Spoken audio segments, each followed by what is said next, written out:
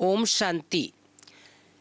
प्यारे भाइयों बहनों, हम सभी के जीवन यात्रा में कई कहानियों का, कई प्रसंग का अनुभव हमें काम आता है।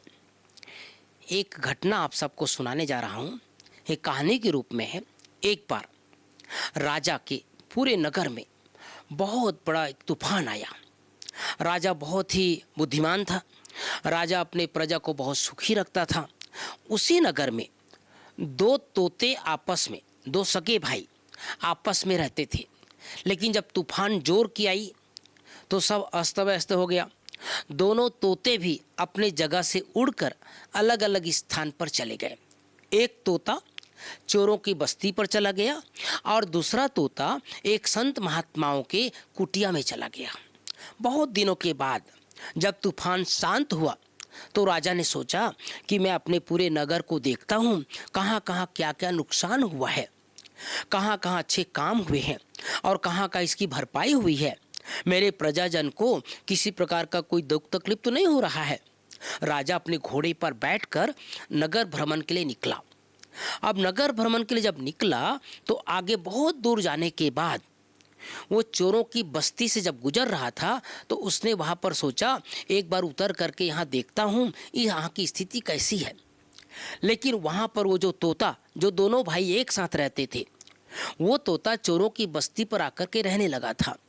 और जैसे वो राजा उतरा तो वो तोता जोर जोर से बोलने लगा, पकड़ो इसको, मारो इसको, इसको लूटो इसको।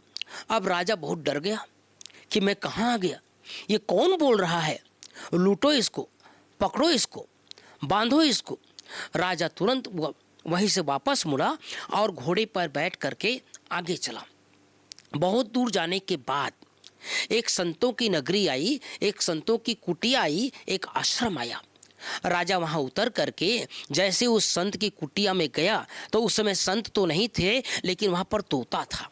उस तोता ने कहा प्यार से, आओ राजन, बैठिए, पधारिए, ठंडा जल स्वीकार कीजिए।